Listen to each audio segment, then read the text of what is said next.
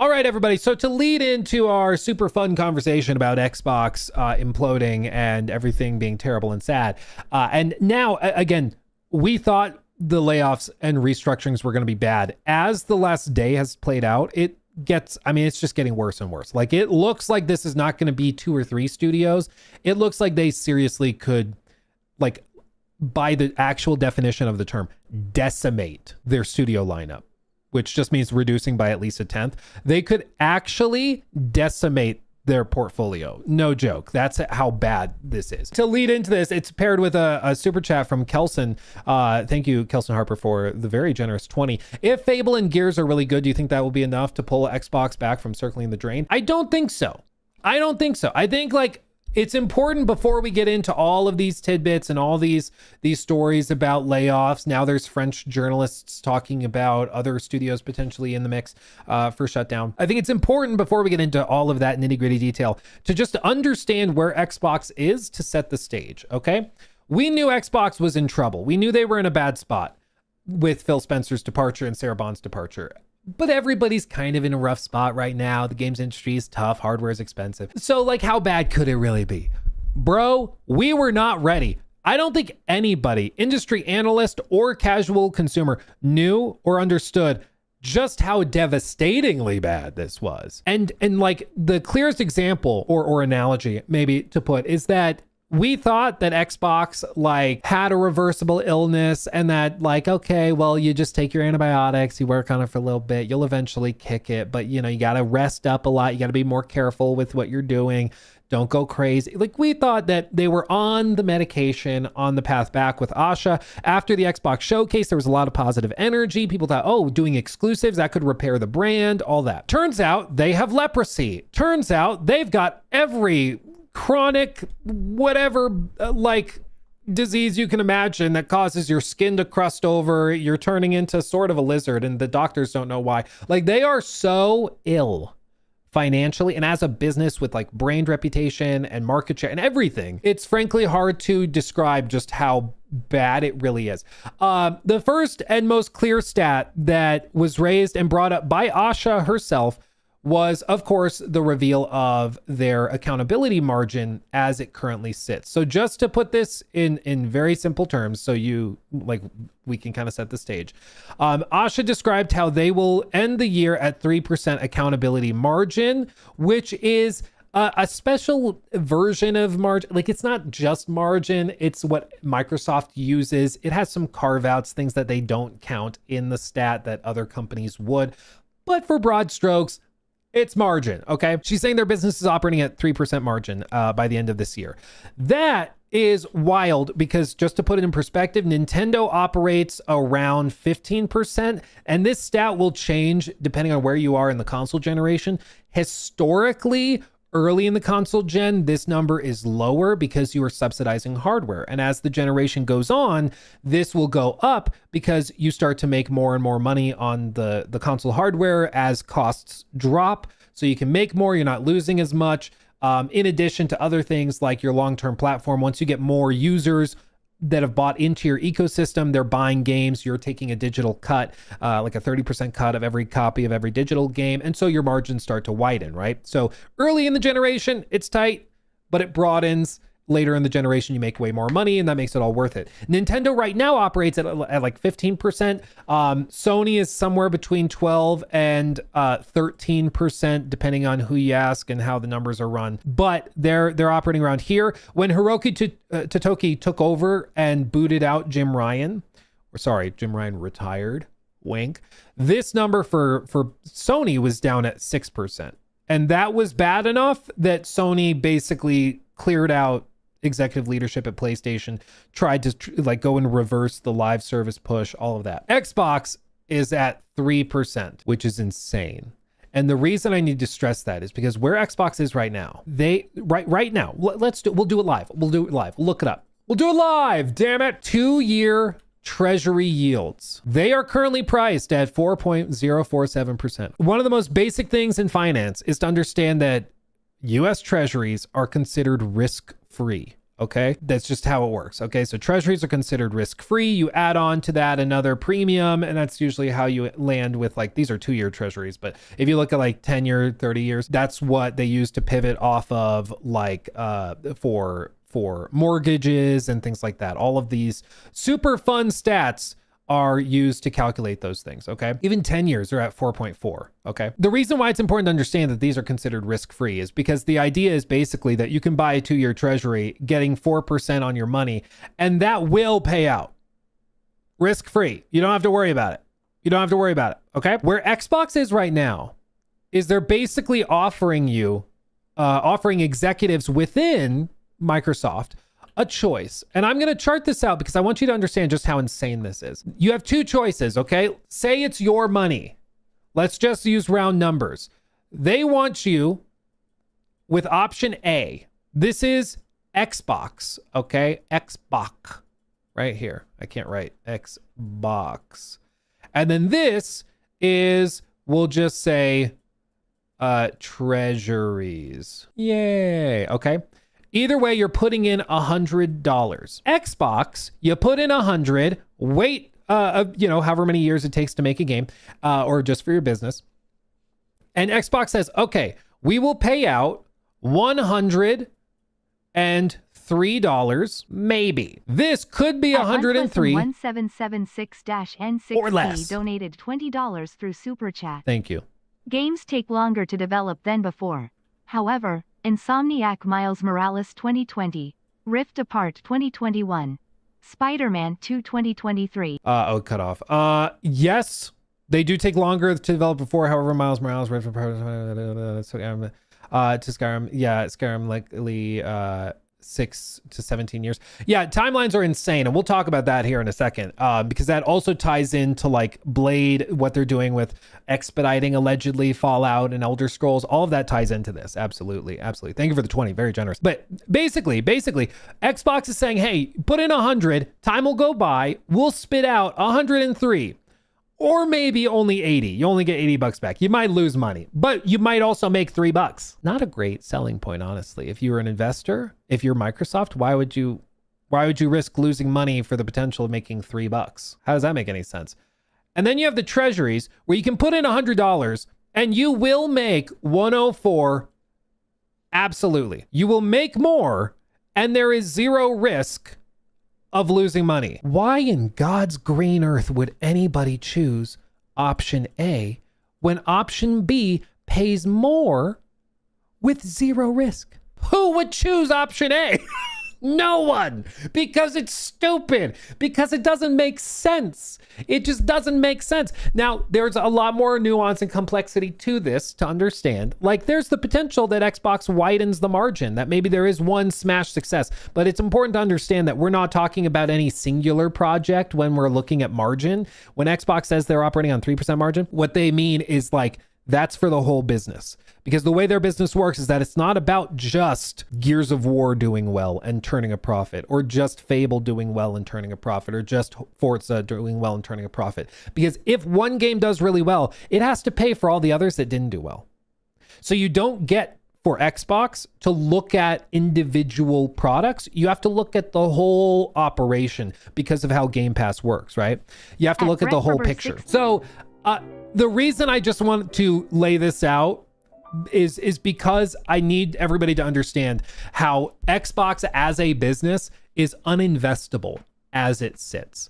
And that is a word that doesn't get thrown around a lot, because typically any business, unless you're in early startup phase or you're in the AI bubble, this doesn't work. Like, obviously for some companies, like, with frickin' an AI startup, they're like, hey, give me $200 billion and I'm going to spend it all and give you nothing back. That works in like the AI industry. That's fine. But in a mature, quote unquote, industry with a brand that's been around for decades, this is unacceptable. Nobody's going to put money into this. But this is where Xbox is. Okay. So if the problem is margin, that's the problem. They're not making enough money for the money they're spending and the money they're bringing in. They're not keeping enough of it. What do you do? How do you fix this? How do you right the ship? What's the solution? Well, it's fairly straightforward. You either make more money and bring more money in, or you have to like cut your expenses, right? Because all it really is at the end of the day is your revenue minus your expenses is going to equal your profit, right? Like that's pretty much what we're dealing with. So you either make this number go up or you make this number go down. And then you'll end up with more money in your pocket. The problem is this is a lot easier said than done. Hey, make more money, please. Like that doesn't really work that way.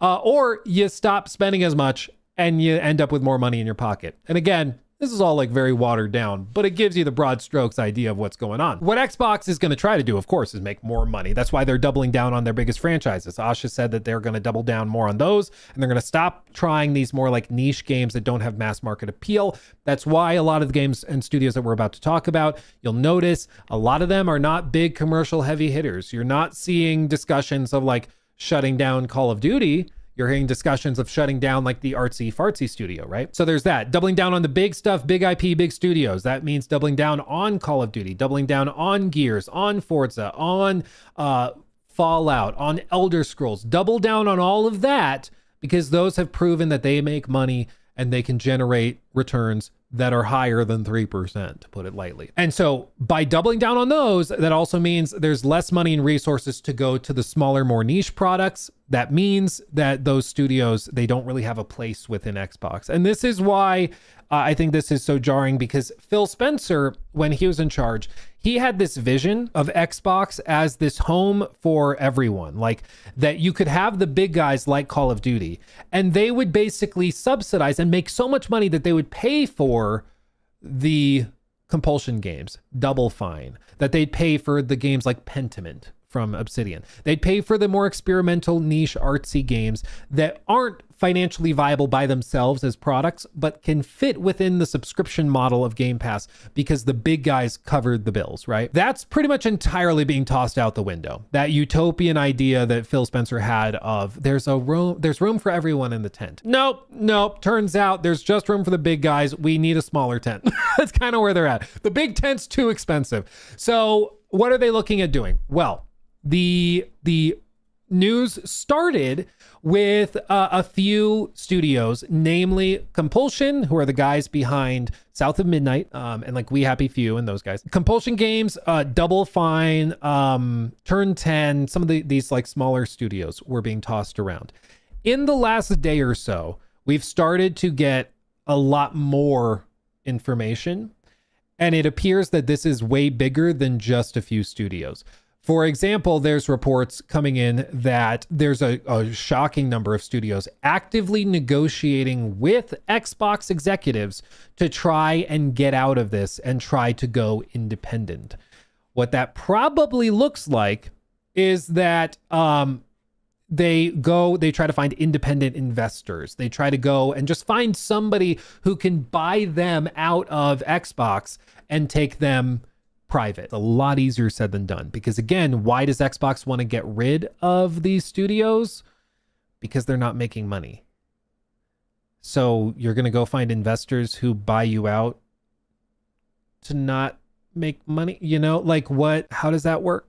Like it's a tough sell. It's a tough sell. And there are potential tax incentives for Xbox as a company to shut down a studio over dumping it, selling it off, whatever. People often ask, like, why do they shut down studios instead of selling them off? A lot of the time, it's like for tax incentives, tax reasonings. There's sometimes debt obligations and things where, like, if a company has a lot of debt, if a firm has a lot of debt, if you sell that company to somebody else, they have to take the debt with them, right? Just like if you have a credit card and you move, you're taking your credit card with you, right? But if you die, your credit card just kind of, they zero it out and it's like, okay, well, whatever, and they move on. So for them, it just makes sense to let it die. There's a lot of moving parts to this that you have to consider. It's not always as simple as just take company, move it over here, or take company, sell it. A lot of the time it's a lot of other more complicated stuff going on behind the scenes with how it was set up financially, how they were bankrolling everything, and all of that. Realistically, how this works is that a few of these studios probably do find independent buyers. Like, I wouldn't be surprised if there's some negotiation that happens, and maybe Ninja Theory is able to find a way out of this, and they are able to negotiate a way to go independent, and later they're scooped up by PlayStation. Maybe they're scooped up by Embracer Group or Nintendo or somebody like that. You never know. I think some of these studios will find a way out of it. I think the coolest one would be if Double Fine could find a way to get purchased by Nintendo. I've seen a lot of people online talking about that. Once I heard the idea, I was like, dude, that would actually be amazing. That'd be so good, but we'll see. But with this right now, basically what the reporting is suggesting is that people at Ninja Theory, people at Compulsion, they have been told by people within the studio that we're done unless we can find somebody and like a life preserver, basically. Ninja Theory, it appears they actually had a meeting yesterday in the early afternoon or late morning, and employees were told we're done unless we can find a buyer or something like that, which is a tough spot to be. That's where they're at. Please also save Don't Nod too. That's another great company. Well, yeah, and that's another thing. Don't Nod also has run out of, or is about to run out of money, I believe in November. And they previously relied on Tencent bankrolling them, and Tencent apparently has said that they are no longer investing further. So Tencent is done just throwing money and wants a return, and they're just done. So Donut sold a minority stake in the company to Tencent in 2020. They got on the board, and they had enough cash on hand as of April 26 for 8.8 million euros. And they will run out of money in November. And so if they don't find some solution by then, they will, like, that's it. That's it. Game over, Red Rover. So, yeah, and I want to be clear, like, this is not just Xbox, it's across the industry. This is happening all over the place, but it's just been building and building within Xbox for a long time. And now they are just at the point where, like, they need to deal with it, which is really unfortunate. And I want to like mention that with all of this, none of this is said in like celebration or joyously or anything. What is really frustrating about just the way corporate America, but also just internationally, all corporations kind of work this way. Inevitably, the executives who are responsible for the ship sinking, they almost always have a golden parachute and are gone by the time the crap hits the fan, right?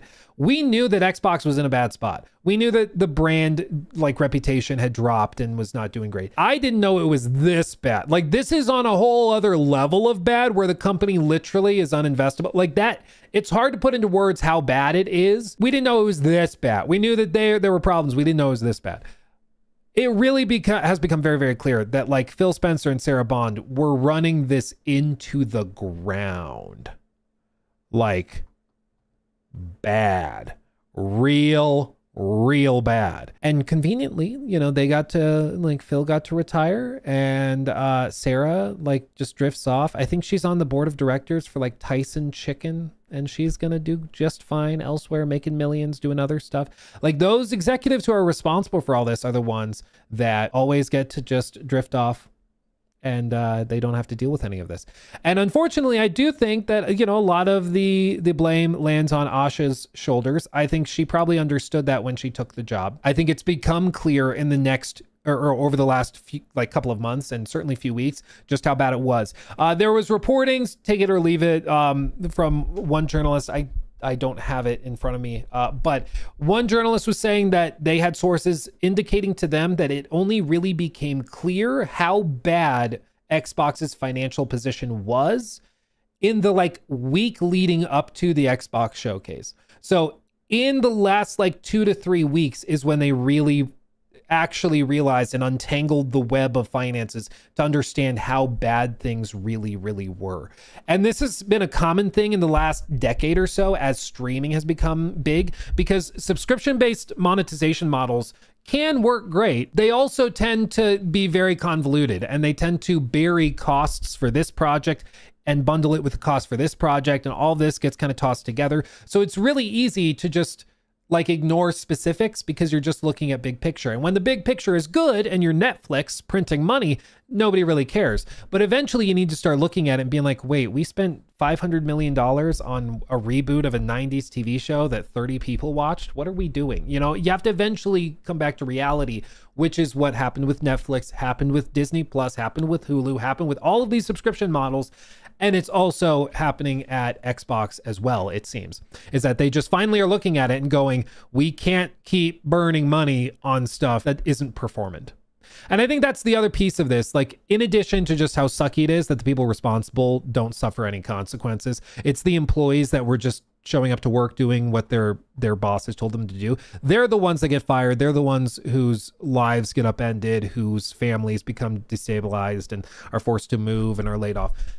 You know, that just sucks across the board. That, again, the executives ride off into the sunset. They have a big going away party and that's it. That just sucks. But the other piece of this too is, you know, some people are pointing in, even in some of the articles and stuff, everything is framed around like Xbox is planning to shutter Peabody award-winning South of Midnight studio Compulsion games. And if you don't know, the Peabody, or as real G's call it, Peabody, the Peabody Awards, they are like an award for outstanding excellence in radio broadcasting was the original one. It was the equivalent of the Pulitzer Prize when it was initially put together. But now it's kind of spread and it's used to give awards for like outstanding storytelling in media, cross media, stuff like that. And it is true that the team behind South of Midnight won that award and that Xbox is now getting rid of them. But two things can be true at the same time. You can have an award-winning studio, a studio with world-class talent that's very, very good. And they can also make products that nobody buys, you know? Like, it's possible for you to be really good at X, but that doesn't mean that people pay you money for it. You know, like I don't understand why people are like so baffled with stuff like this. Xbox pretty clearly has never cared that much about awards. You know, like, it's not been a priority for them. And so it doesn't surprise me that for them, they're like, yeah, we don't need a trophy studio. We need a company that's not imploding. And so for them, they're looking at it and it's like, yes, they won an award. That's great. We need to be able to pay the bills before we care about trophies on our shelves. You know, when you are financially stable, you can spend money on this stuff. A great example of this kind of situation, these types of businesses are often called like, sometimes I don't like the term, but they're called like vanity projects or vanity companies. They're companies and operations that exist just to kind of like make the owners feel good about themselves, you know, but they're not financially stable or performant. And I understand why they use the term vanity projects or vanity companies. I get that, but I just personally find it sounds bad, you know, but it's not necessarily a bad thing, but you get what I mean. My favorite example of this working though is Laika. Does anybody know Laika? Does anybody heard of that? Laika? I know Jacob has heard of it for sure. But has anybody in chat heard of Laika? Anybody know what I'm talking about? Yeah. You know what I'm talking about? Know what I'm talking about? Maybe. Yeah, Laika is a fantastic example of this because Laika makes stop motion animation and film. So you might recognize some of these box trolls.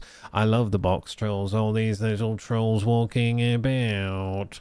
They also did Paranorman. They did Coraline. They've done all this stuff. Their movies, except for Coraline, like none of them make money. I think Coraline is, I could be wrong. I believe Coraline is the only movie they've ever made that actually turned a profit. How are they able to operate? Well, it's because Laika is owned by a family, a couple of people, but their background is actually the owner, Phil Knight and Travis Knight. You might recognize one of their companies because Phil is an American billionaire businessman who's the co-founder and chairman of Nike. And his son, Travis, is really passionate about claymation. Of all things. And so Phil goes and basically bankrolls Laika to make stop motion animation and claymation films. And even though they are not profitable, even though they don't make money, they have a wealthy benefactor who pays the bills. So even though these movies lose money, Phil still spends the money to keep the lights on, because for one, his son is passionate about it, but also because it's kind of a way of giving back artistically to the world, right? So you can have something like this. You can have an award-winning studio like Leica operational if you are financially stable, which obviously the billionaire co-founder of Nike, he's doing just fine. Xbox is like sick with leprosy and is being asked to keep these guys afloat when they can barely stand themselves. You know, that's basically where we are. So Xbox is in a position where they need to prioritize keeping the business healthy before they go and move forward with anything else. So Compulsion, I liked South of Midnight. I thought South of Midnight, especially for Game Pass, was a really cool offering, really unique. I thought it was really cool. But it apparently performed financially very, very poorly. And so for Xbox right now, they're just choosing where they put resources. They need resources going to projects that make money and that don't lose tons of money. And that's just where we are. And again, it sucks because they were allowed to make South of Midnight. They were allowed to make these games that aren't financially incredible by the previous leadership, and the previous leadership doesn't suffer any consequences, but the studio gets shut down. You know, that sucks. I agree. I think if it was being led by competent leaders, they wouldn't have greenlit, understanding the full financial picture, they wouldn't have greenlit projects like Kiln, for example. The idea that Kiln as a game was greenlit was always weird to me, because like it looks cool and wacky as like just a different kind of game. If you don't know, this is from Double Fine, and I love Double Fine. They're incredible. They do such wacky, creative games. It's really, really cool. But the idea that this received millions of dollars in funding, like what? You know, and again, really cool. As an indie project, this could be great. Even then, it's not that likely to turn a profit. It's a really risky endeavor as a multiplayer game because these are very expensive to build and maintain. But, you know, whatever. But like this, again, they were greenlit to do this by the previous leadership. The previous leadership leaves, doesn't suffer any consequences, but the team is left holding the vase when all is said and done. So it looks like Double Fine is in trouble. Compulsion's in trouble. Ninja Theory, of course, in massive trouble. All these studios that we kind of expected to maybe be in some hot water are in that spot. But one of the studios that a lot of discussion and debate has been circling around is Arcane. If you don't know, Arcane has been, they've been chugging along working on something. They had a very big trailer drop a couple of years ago, December of 2023. So we're going on 3 years ago, 2.5, 3 years ago. In this trailer, I can't play the music or we'll get copyright struck. But this, of course, was for the Blade game, and it really excited a ton of people. Everyone was like super pumped for it, looked awesome, and then they've just disappeared. Nobody knows where the project is, what state it's in, but we do know a couple of things, namely that this was a trailer saying it's now in development, which could mean literally anything. It's a Marvel game, which means they have to pay licensing fees for it. And it's coming from Arcane, who, let's just say, they've not had the best track record in the last decade. This kind of blew my mind, but if you look at it, their last, I think smash success was probably Prey. Deathloop reviewed really well. I thought it was fun. I thought it was pretty good, but Deathloop also no spoilers. There's a twist towards the end of the game where it just it almost ruins the whole game for me, honestly. I don't want to get into it because it's a whole other can of worms. I could ramble about that for half an hour by itself, and don't you doubt me, I totally could. I did a critique review video on it. It's just bizarre. I don't understand. It's fun. I don't understand how people were giving this a 10 out of 10, but they Prey was very, very well received and did really well. Of course, Dishonored 2, they were really nailing it for a handful of years there. And then they had a big oopsie with Redfall. We all remember Redfall. And they've been working on this Blade game since at least 2023 when they revealed it was in development, and that's it. It still allegedly is a couple of years away at the earliest. And this is where I need you to put on your plague doctor hat or mask, okay? If you are looking at Xbox's lineup right now and you say, we just need games that make a lot of money because our margins are so low, we can't even convince leadership to invest in us at all, because it just doesn't make sense, as we outlined at the top. So what do? Well, Marvel's big, Blade could be big, but they're taking a few years. Their last game was a colossal flop. Granted, that was from Arcane Austin, which is not the same team as Arcane Lyon. Arcane Lyon, of course, being on the other side of the planet, basically. Arcane Austin was shut down by Microsoft after the collapse of Redfall. So totally, technically different, but still the same company, We could let them spend another couple of years burning money building out this game, and then we got to pay Marvel 30%. That's not great.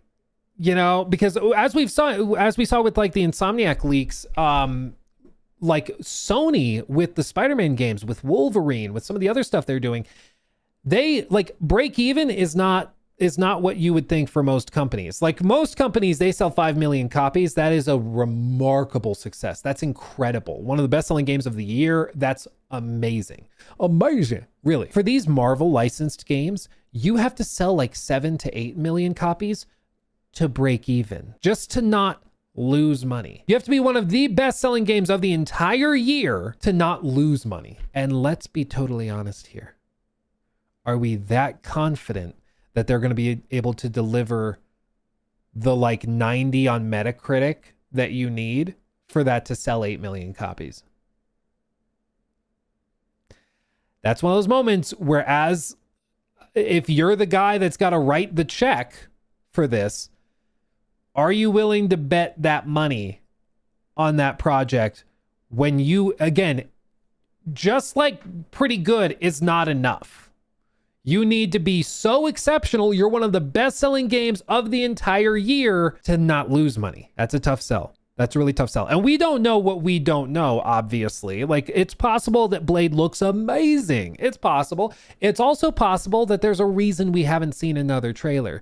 It's also possible that it's having some development troubles. Maybe it's possible they just did a review and they need more time. Maybe now it's looking like 3 years. Because as with all these things, you got to remember, as time increases, the total spend on the game is also increasing. It's not like when we're talking about timelines, it's not like the total spending happens up front and then flattens. Typically in game development, it looks more like this. So if they're saying that, oh, we thought we were here, turns out we're here, that's not good. That's not good.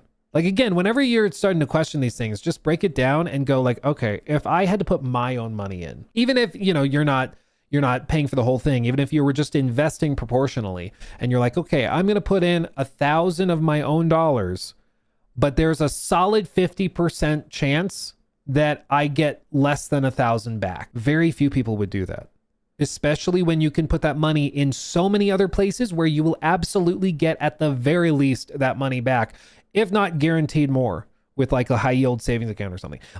There's just, when you understand how unstable this is, and how Xbox has created a platform where they are not generating profit, you got to understand that, and then everything gets painted in a different light. Then projects like Redfall stop, or projects like Blade rather, stop making sense. It just doesn't really work, Phil would, and that's why Phil doesn't work there anymore. Exactly.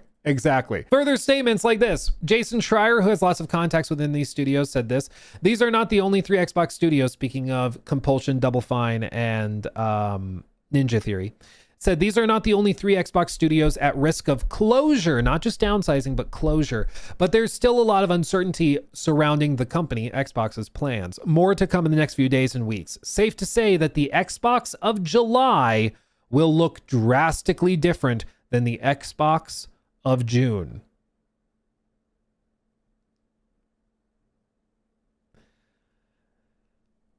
And this isn't even considering layoffs. There's now reporting and rumors swirling that even within other studios that you would probably have assumed were safe, there's rumors swirling that even they are facing layoffs and downsizing and rescaling and stuff. Even potentially Bethesda game studios facing restructurings That's probably how they'll phrase it instead of layoffs. But like, there's people working there who are saying that they've heard rumblings that they might not be safe, where like they need to cut 10% of the headcount, you know, embrace new tools that can expedite efficiency, things like that. Wink. You all have Copilot, don't you? You know, there's rumors that like within some of the big companies like Activision, there's going to be restructurings. Like one person who claimed at least to work on like Overwatch was saying they had heard rumblings over lunch that there was some instability and the potential for restructurings. Like this, I think, is going to be a major shakeup that frankly has been a very, very, very, very long time coming, but it does seem to actually be about to happen. And it's gonna be messy. There's no other way to put it. But again, when you understand the current positioning of Xbox, you need to understand that I know like the sound of me using the term leprosy as like the illness that they have sounds like really dramatic and maybe even like ridiculous. But the reason I use that is because they're at a spot now where it really is, you gotta cut off the rot and do some major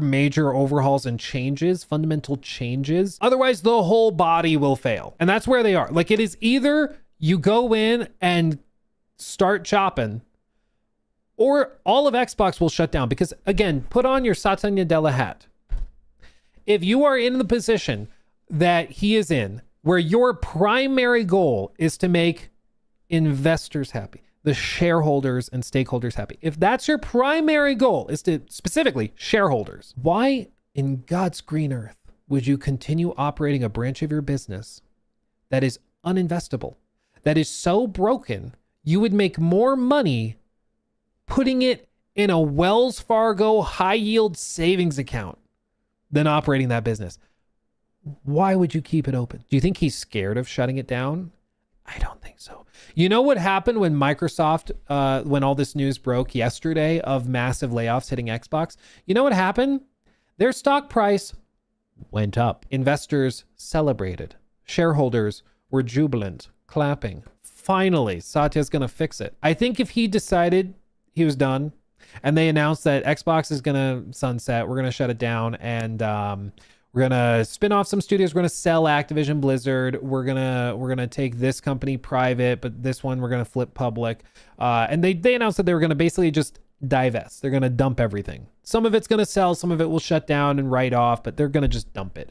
If they announce that, I really do think the stock price goes up that day. And that's kind of what we're dealing with. Like we're dealing with the old rancher who's looking at a dog that is plagued with rabies, and you have the potential to save the dog if you chop something, do something crazy to get rid of the rabies bite.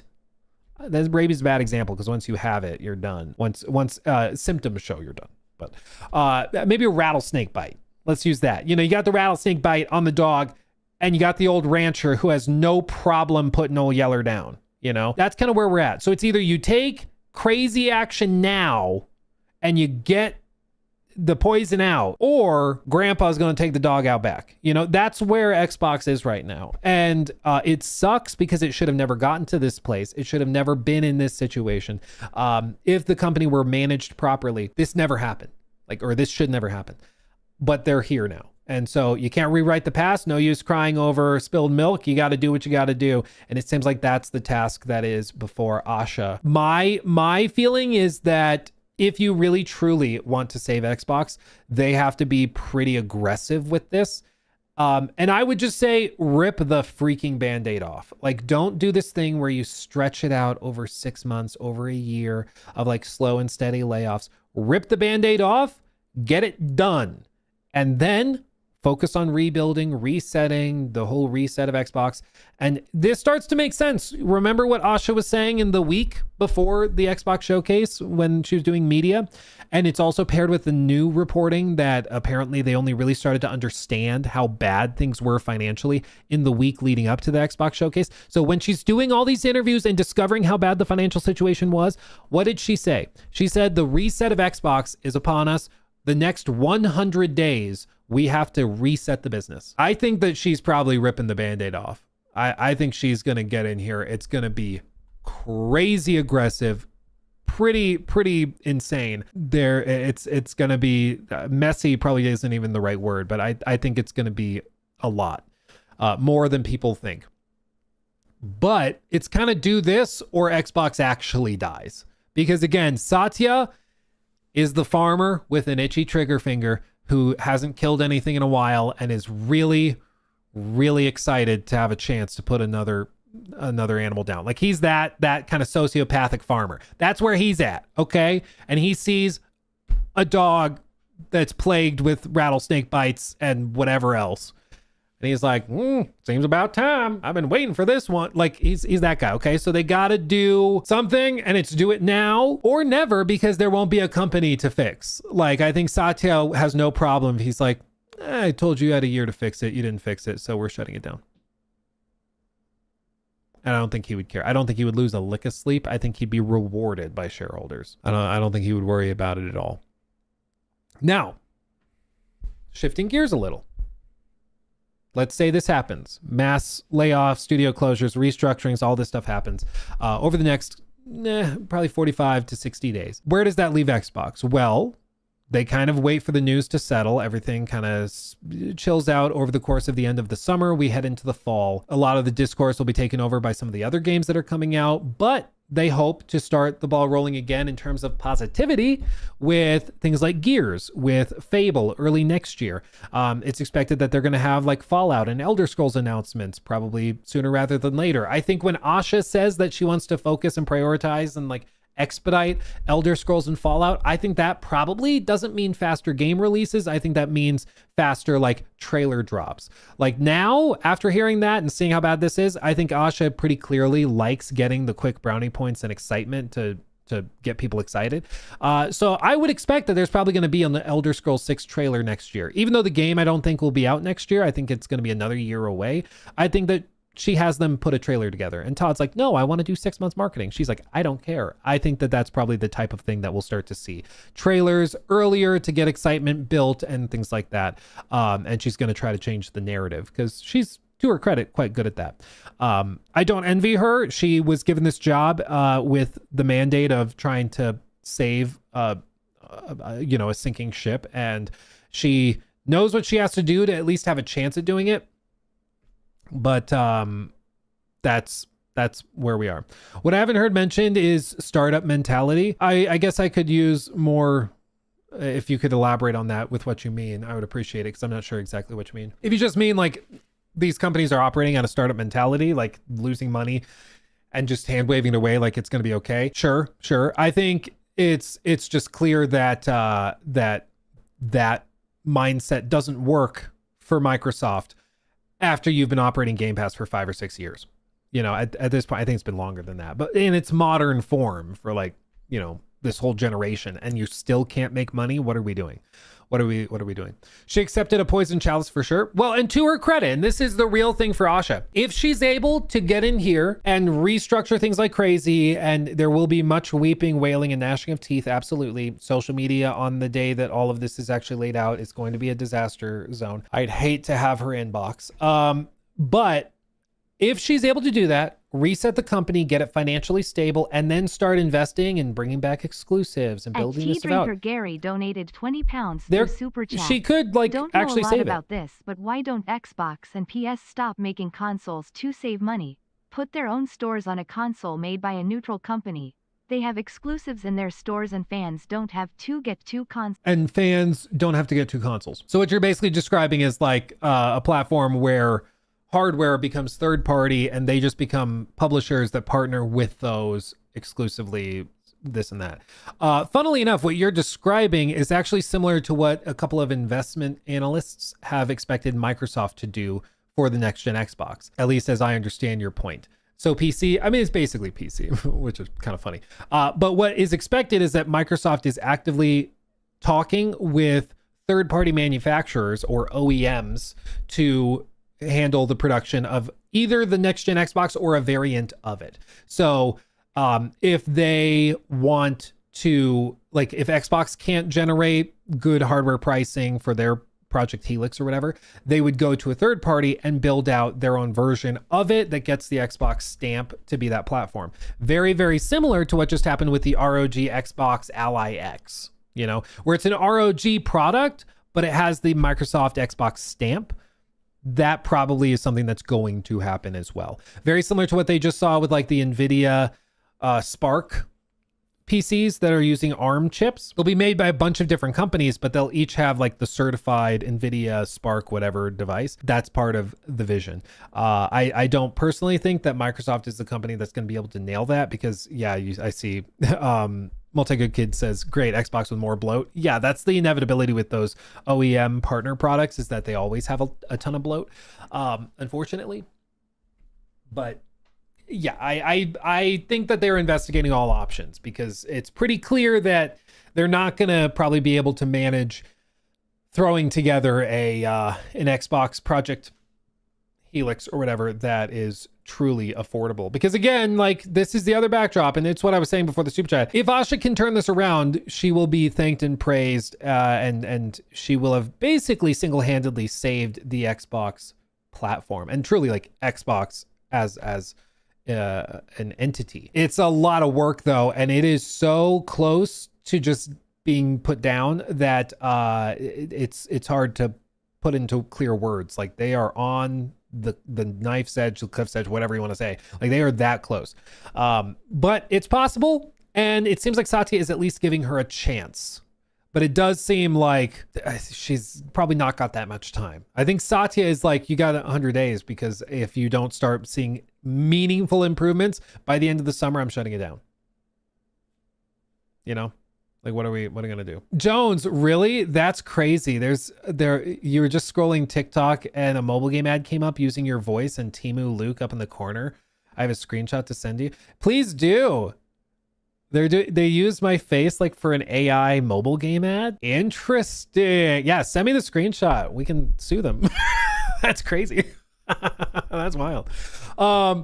So anyway, with all this said, there is a chance to save it. She's got a ton of work to do, but it's possible in a year there's a lot of positivity and people are excited again, and all of these closures will be kind of a distant memory. That's very, very possible. It's not easy to do. It's easier said than done, but it's not impossible. It's not impossible. That being said, I do think it's going to be a tough road ahead, and I think the Jason Schreier tweet is the most unnerving. Just the quiet comment of the Xbox of July will look very different than the Xbox of June. I think it's very, very likely that Xbox is literally about to decimate their studio portfolio. Like I think that the big poster that has all the studio logos is actually about to get literally like smaller, significantly smaller.